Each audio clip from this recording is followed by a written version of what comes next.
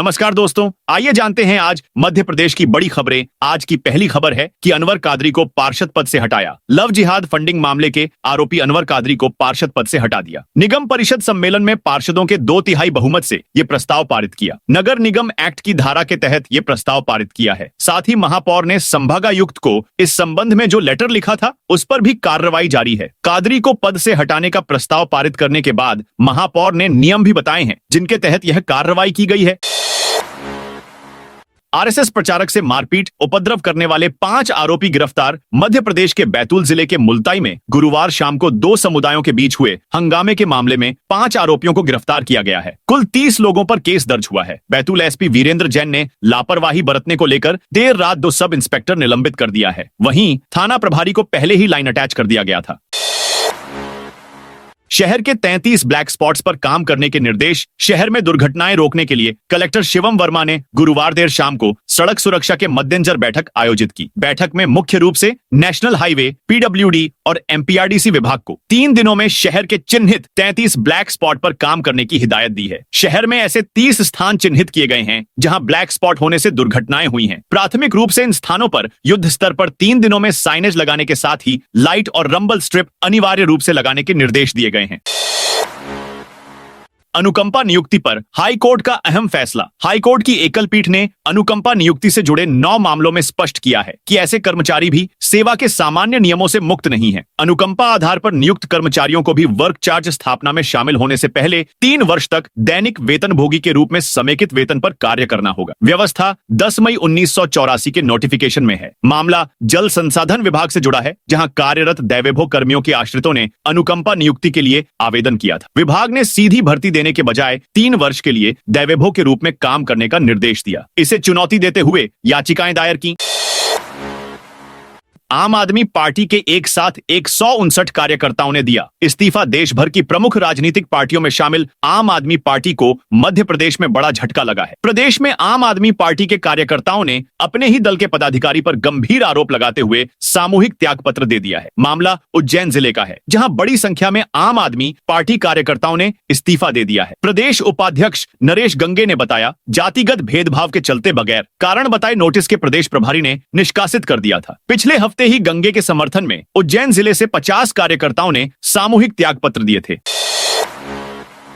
इंदौर के 3 कांग्रेस नेताओं को बनाया जिला प्रभारी। मध्य प्रदेश कांग्रेस ने अपने संगठन सृजन अभियान के तहत इंदौर के 3 वरिष्ठ नेताओं को अलग अलग जिलों का प्रभारी नियुक्त कर महत्वपूर्ण जिम्मेदारी सौंपी है। इन नेताओं में से 2 इंदौर शहर कांग्रेस अध्यक्ष पद के लिए दावेदार थे, जबकि एक पूर्व में जिला अध्यक्ष रह चुके हैं। इस अभियान के तहत कांग्रेस ने इंदौर जिला प्रभारी रवि जोशी को हटा दिया है। अब उन्हें भोपाल का प्रभार सौंपा गया है, जबकि उनकी जगह ग्वालियर ग्रामीण के प्रभारी रहे संजीव सक्सेना को इंदौर का नया जिला प्रभारी नियुक्त किया गया है।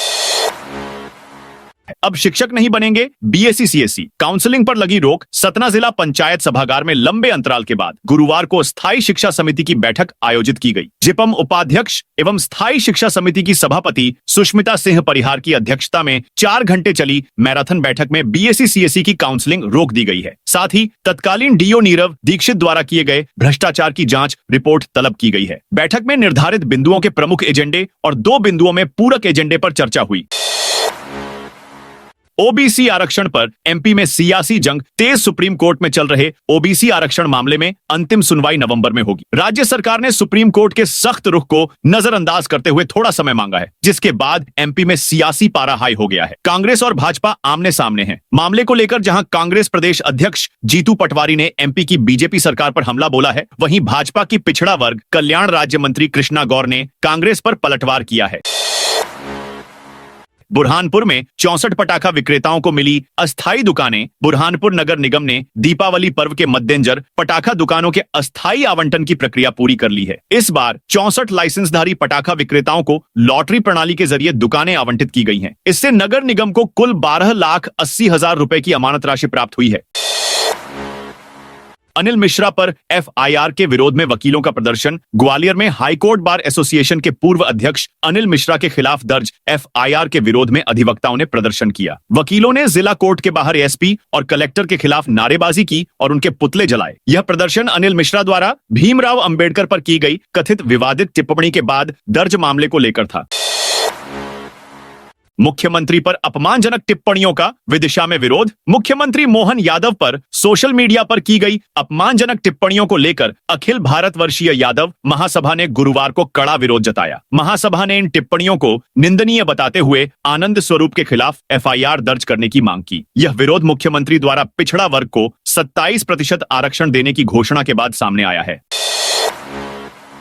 हटाए गए आई लव मोहम्मद के पोस्टर। जबलपुर के हनुमान ताल और नया मोहल्ला में लगे विवादित आई लव मोहम्मद के पोस्टर को आज जिला प्रशासन ने पुलिस और नगर निगम की टीम के साथ मिलकर हटाने की कार्रवाई की। हालांकि मौके पर मौजूद कुछ लोगों ने कार्रवाई का विरोध किया और पुलिस से पूछा कि इस पोस्टर में ऐसा क्या है जिसे कि निकाला जा रहा है। एमपी को मिला करोड़ों का निवेश प्रस्ताव। मुंबई में हुई इन्वेस्ट एमपी इंटरैक्टिव सेशन में निवेशकों ने दिवाली से पहले प्रदेश पर जमकर धन वर्षा की। सेशन में 74,300 करोड़ के निवेश प्रस्ताव मिले हैं। इसमें से नवीकरणीय ऊर्जा क्षेत्र के लिए 19,900 करोड़ एवं अन्य क्षेत्रों के लिए 54,400 करोड़ रुपए से अधिक के निवेश प्रस्ताव प्राप्त हुए हैं। इससे प्रदेश में 7,000 से अधिक रोजगार सृजित होंगे। मुख्यमंत्री डॉक्टर मोहन यादव ने कार्यक्रम में कहा, मध्य प्रदेश में उद्योगों की स्थापना के लिए व्यवस्थाओं को सरल बनाया गया है। प्रदेश में ईज ऑफ डूइंग बिजनेस के तहत इस वर्ष संपन्न ग्लोबल इन्वेस्टर्स समिट भोपाल के दौरान 18 नई नीतियां लागू की गई। सरलीकृत व्यवस्थाओं के कारण प्रदेश में तेज गति से निवेश आ रहा है। मुख्यमंत्री ने महाराष्ट्र के उद्यमियों से मप्र में निवेश की अपील की। ज्योतिरादित्य सिंधिया के निर्देशों पर होने वाला है बड़ा बदलाव। केंद्रीय मंत्री ज्योतिरादित्य सिंधिया ने हाल ही में अफसरों को कई निर्देश दिए थे, जिसका असर जल्द ही देखने को मिलेगा। इससे ग्वालियर समेत प्रदेश के लोगों को फायदा होगा। बता दें कि ग्वालियर अब जल्द ही अपनी ऐतिहासिक पहचान को और भी समृद्ध करने जा रहा है। ग्वालियर के ऐतिहासिक नैरोगेज संग्रहालय को नए सिरे से संवारने और हेरिटेज ट्रेन चलाने की तैयारी तेज हो गई है। रेलवे बोर्ड की executive director heritage Ashima Mehrotra और deputy director heritage Rajesh Kumar ने गुरुवार को पुराने एरिया मैनेजर कार्यालय स्थित नैरोगेज संग्रहालय और लोको शेड का गहन निरीक्षण किया। एमपी में बारिश का नया सिस्टम होगा एक्टिव। मध्य प्रदेश में मौसम बदल रहा है। रात में अब सर्दी महसूस होने लगी है। हवा का रुख उत्तर पश्चिमी होने से तापमान में लगातार गिरावट हो रही है। दिवाली के आसपास ठंडक और बढ़ सकती है। यह मौसम तबीयत खराब कर रहा है। रात में पंखा चलाने से लोग बीमार हो रहे हैं। गुरुवार को न्यूनतम तापमान में तकरीबन 1.5 डिग्री गिरावट दर्ज की गई। मौसम विज्ञानियों के अनुसार राजधानी भोपाल से मानसून की विदाई 1-2 दिनों में हो सकती है। हालांकि 14 अक्टूबर से बारिश का नया सिस्टम एक्टिव होने का अनुमान है। इसके चलते प्रदेश में कहीं कहीं हल्की बारिश हो सकती है। 4,000 शिक्षकों में से 553 ही लगा रहे अटेंडेंस रतलाम रेंज में। रतलाम, मंदसौर और नीमच में कुल 13,492 शिक्षक कार्यरत हैं। इनमें से तीनों जिलों में मिलाकर 3,224 शिक्षक ही शासन के आदेश के बाद स्कूल में अपनी मौजूदगी ऑनलाइन पंच कर रहे हैं। अधिकांश शिक्षकों से लेकर स्कूल प्रधान या प्राचार्य तक ई अटेंडेंस के पक्ष में नहीं है। कुछ शिक्षक तो ऐसे भी हैं जिन्होंने ऑनलाइन मौजूदगी के लिए ऐप तो डाउनलोड किया है, लेकिन इस पर ई अटेंडेंस लगाने के पक्ष में नहीं है। रतलाम, मंदसौर और नीमच में शिक्षा विभाग के आंकड़ों को देखा जाए तो सबसे ज्यादा लापरवाह संस्था प्रधान ही है। तीनों जिलों में 61% प्राचार्य हाजिरी नहीं लगा रहे हैं। एमपी में 10,000 की रिश्वत लेते पकड़ाया जूनियर इंजीनियर शिकायत का सत्यापन कराकर लोकायुक्त ने गुरुवार को ट्रैप दल गठित किया। इस दौरान कनिष्ठ यंत्री किशोर त्रिपाठी और एक निजी व्यक्ति प्रमोद द्विवेदी निवासी निराला नगर रीवा को कार्यालय कार्यपालन यंत्री बिजली कंपनी के कक्ष में 10,000 रुपए रिश्वत लेते रंगे हाथों पकड़ा गया। लोकायुक्त पुलिस ने आरोपी के विरुद्ध भ्रष्टाचार निवारण अधिनियम के तहत मामला दर्ज कर जांच शुरू कर दी है।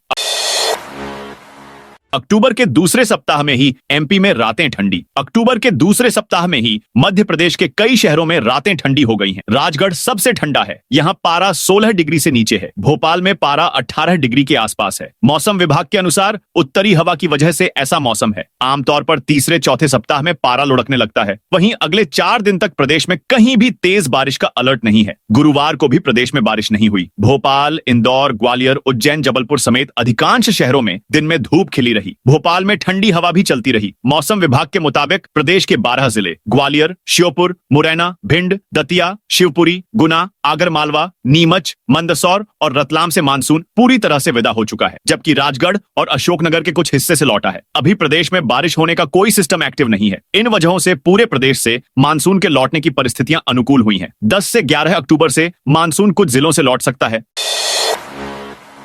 इंदौर के व्यस्ततम मार्गों पर भारी वाहनों का समय तय। कलेक्टर शिवम वर्मा ने इंदौर शहर में भारी वाहनों के आवागमन को सार्वजनिक सुरक्षा और यातायात व्यवस्था सुगम बनाए रखने के लिए प्रतिबंधात्मक आदेश जारी किया। जारी आदेश के तहत जिले में मोटरयान नियम 1994 के नियम 215 के तहत प्रदत्त शक्तियों का प्रयोग करते हुए मोटरयान अधिनियम 1988 की धारा 115 के तहत भारी वाहन शहर में प्रतिबंधित रहेंगे।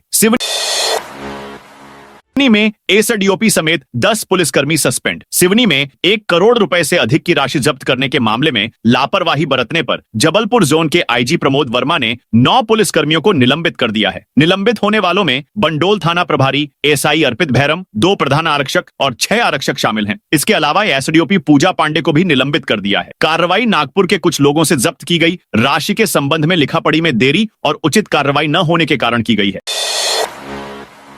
इंदौर हाईकोर्ट खंडपीठ स्थापना पर 2 दिवसीय कॉन्फ्रेंस। इंदौर हाईकोर्ट खंडपीठ की स्थापना पर 11 और 12 अक्टूबर को ब्रिलियंट कन्वेंशन सेंटर में कॉन्फ्रेंस का आयोजन होने जा रहा है, जिसमें भारत और दुनिया के कई देशों में सेवाएं दे रहे जज शामिल होंगे। आयोजन Horizons navigating complexity and innovation in commercial and arbitration law in digital world की थीम पर आयोजित हो रहा है।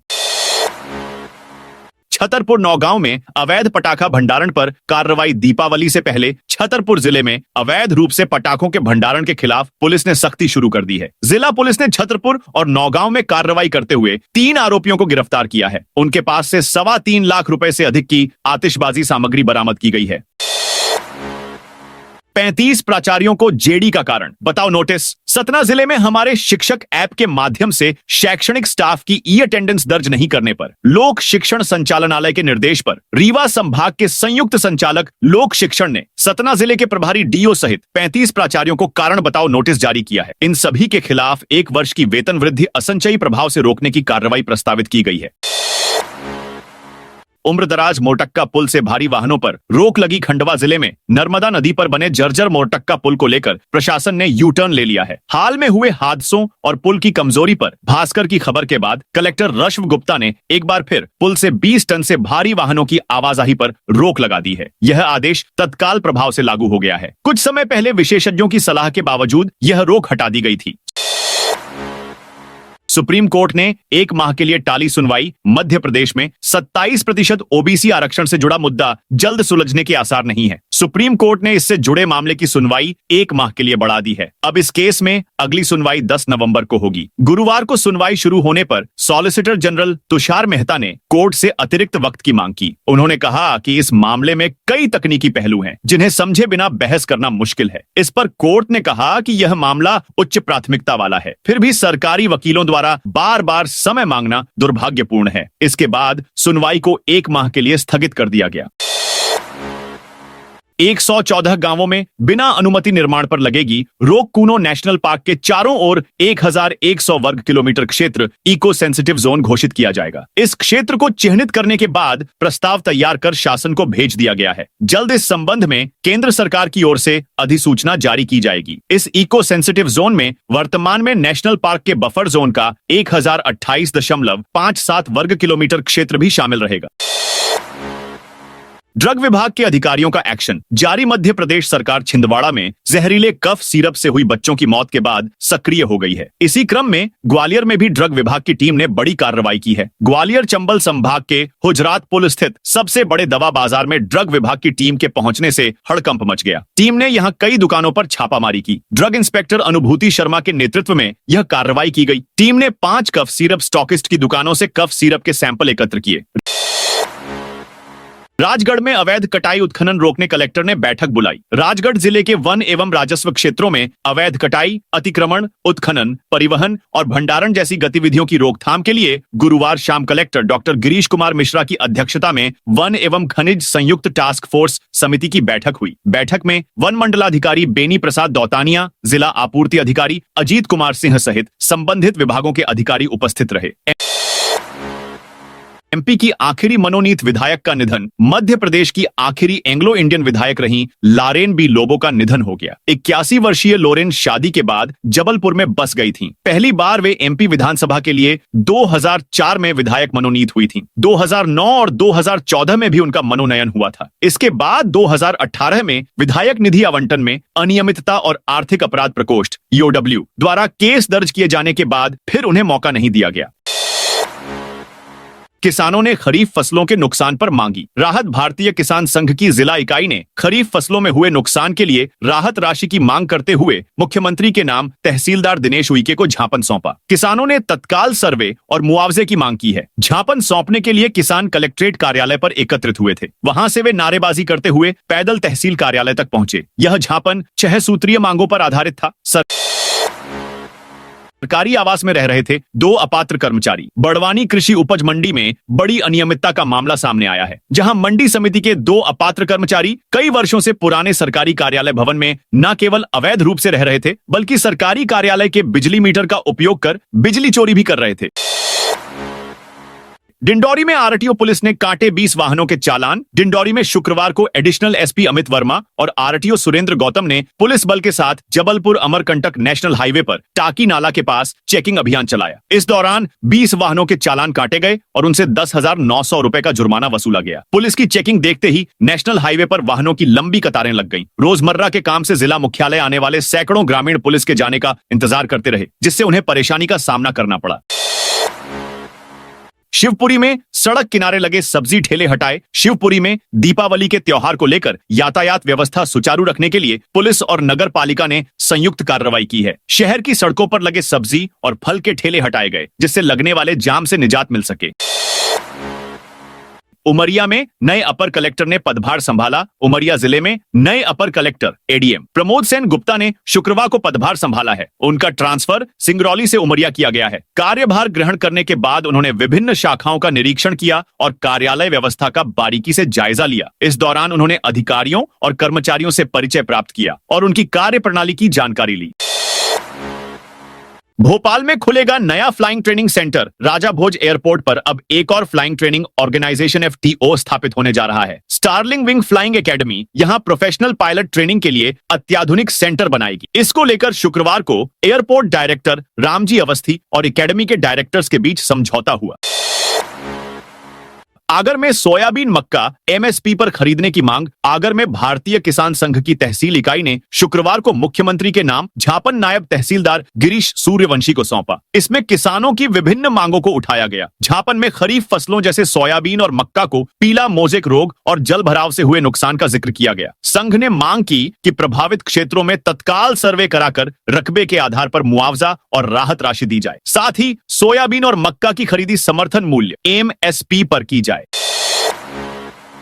हजारों महिलाओं के कटे नाम। महिलाओं को आर्थिक संबल देने के उद्देश्य से शुरू की गई लाडली बहना योजना अब खुद अनेक बहनों की चिंता का कारण बन रही है। योजना की शुरुआत में जिन महिलाओं को नियमित किस्तें मिल रही थीं, वे अब अचानक लाभ से वंचित हो गई हैं। खास बात यह है कि इनमें अधिकांश महिलाएं अभी भी योजना के मापदंडों के अनुसार पात्र हैं। फिर भी पोर्टल में गलत आयु दर्ज होने से उन्हें अपात्र मान लिया गया। लाडली बहना योजना का उद्देश्य महिलाओं को आत्मनिर्भर बनाना था, लेकिन आज स्थिति यह है कि तकनीकी त्रुटियों और दस्तावेजों की कमी के कारण वास्तव में पात्र महिलाएं संघर्ष कर रही हैं। छतरपुर स्टेशन बनेगा। हाईटेक महाराजा छत्रसाल रेलवे स्टेशन अब आधुनिक तकनीक से लैस होने जा रहा है। यात्रियों की सुरक्षा को प्राथमिकता देते हुए रेलवे ने स्टेशन को हाईटेक सर्विलांस सिस्टम से जोड़ने की तैयारी शुरू कर दी है। इसके तहत स्टेशन पर 20 अत्याधुनिक कैमरे लगाए जाएंगे, जो न केवल स्टेशन के हर कोने पर नजर रखेंगे, बल्कि अपराधियों की पहचान भी स्वतः कर सकेंगे। इस परियोजना के लिए रेलटेल के माध्यम से टेंडर जारी किए गए हैं।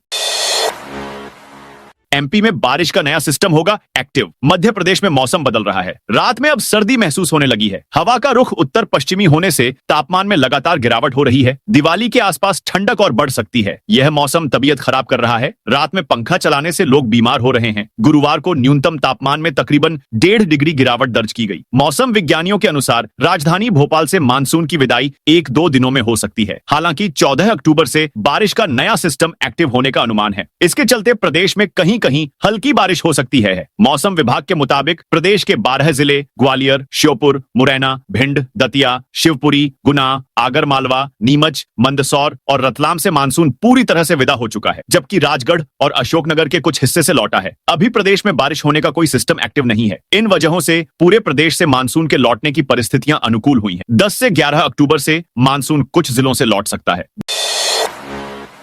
भोपाल में डीएसपी के साले को पुलिस कर्मियों ने बेरहमी से पीटा। मध्य प्रदेश की राजधानी भोपाल के पिपलानी थाना क्षेत्र से बड़ी घटना सामने आई है, जिसमें पुलिस की पिटाई से डीएसपी के साल की मौत हो गई है। पुलिस पर आरोप की टीआईटी में पढ़ने वाले छात्र उदित की पुलिस ने पिटाई की थी, जिसके बाद वह बेहोश हो गया। उससे आनन फानन में एम्स ले जाया गया। यहाँ पर डॉक्टरों ने उसे मृत घोषित कर दिया। इधर पुलिस का मानना है कि युवक की मौत घबराहट के कारण हार्ट अटैक से हुई है। डीसीपी जोन 2 विवेक सिंह ने बताया कि इस मामले में पेट्रोलिंग पर तैनात 2 पुलिस कांस्टेबल को निलंबित कर दिया गया है। स्पेशल पैनल बनाकर मृतक के पोस्टमार्टम की प्रक्रिया चल रही है। पूरी प्रक्रिया की वीडियोग्राफी भी करवाई जा रही है। उदित के दोस्तों के बयान भी लिए गए हैं। अवैध धर्मांतरण रोकने, कानून सशक्त करने की मांग। झाबुआ के राजवाड़ा पर शुक्रवार को आदिवासी समाज सुधारक संघ ने विरोध प्रदर्शन किया। इसका उद्देश्य देश में बढ़ते अवैध धर्मांतरण पर रोक लगाना और धार्मिक स्वतंत्रता अधिनियम को और अधिक सशक्त बनाने की मांग करना था। आदिवासी समाज सुधारक संघ के बैनर तले हुए विरोध में मालवा क्षेत्र सहित देश के विभिन्न जनजातीय इलाकों से आए आदिवासी समाज के प्रमुखों और संत महात्माओं ने हिस्सा लिया। बैतूल में अतिक्रमण पर कार्रवाई के लिए विधायक के निर्देश। बैतूल में शहर के विकास और अतिक्रमण हटाने को लेकर विधायक व भाजपा प्रदेशाध्यक्ष हेमंत खंडेलवाल की अध्यक्षता में एक महत्वपूर्ण बैठक आयोजित की गई। इसमें अधिकारियों को दीपावली के बाद सप्ताह में 2 दिन अतिक्रमण हटाने का अभियान चलाने के निर्देश दिए गए। साथ ही अवैध पट्टों को निरस्त करने और स्ट्रीट लाइट की समस्या दूर करने पर भी चर्चा हुई। विधायक खंडेलवाल ने निर्देश दिए कि अतिक्रमण हटाओ अभियान सप्ताह में 2 दिन चलाया जाए। एक दिन मुख्य सड़कों पर और दूसरे दिन वार्डों के अंदर कार्रवाई की जाएगी। मंदसौर में 12 अक्टूबर से शुरू होगा पल्स पोलियो अभियान। मंदसौर जिले में 12 अक्टूबर से पल्स पोलियो अभियान शुरू होगा, जिसके तहत 0 से 5 वर्ष तक के 1,58,378 बच्चों को पोलियो की खुराक पिलाई जाएगी। इस अभियान के प्रति आमजन में जागरूकता लाने के लिए शुक्रवार को जिला चिकित्सालय परिसर मंदसौर से स्वास्थ्य विभाग द्वारा एक जागरूकता रैली का आयोजन किया गया। हरदा में 10,000 किसानों ने सोयाबीन का पंजीयन कराया। हरदा में भावांतर भुगतान योजना के तहत हरदा जिले में अब तक 10,000 से अधिक किसानों ने ई उपार्जन पोर्टल पर पंजीयन करा लिया है। जिले में कुल 50 पंजीयन केंद्र स्थापित किए गए हैं। कलेक्टर सिद्धार्थ जैन ने शुक्रवार को कृषि उपज मंडी स्थित भावांतर पंजीयन केंद्र का निरीक्षण कर व्यवस्थाओं की समीक्षा की और पंजीयन कार्य को सुचारू रूप से संचालित करने के निर्देश दिए। निरीक्षण के दौरान कलेक्टर ने केंद्र पर मौजूद कंप्यूटर ऑपरेटरों की संख्या बढ़ाने के निर्देश दिए, ताकि किसानों को किसी भी प्रकार की असुविधा न हो। उन्होंने मौके पर मौजूद किसानों को भावांतर योजना की विस्तृत जानकारी भी दी। इस दौरान उप संचालक कृषि जे.एल. कासदे और एसडीएम अशोक डहरिया भी उपस्थित रहे।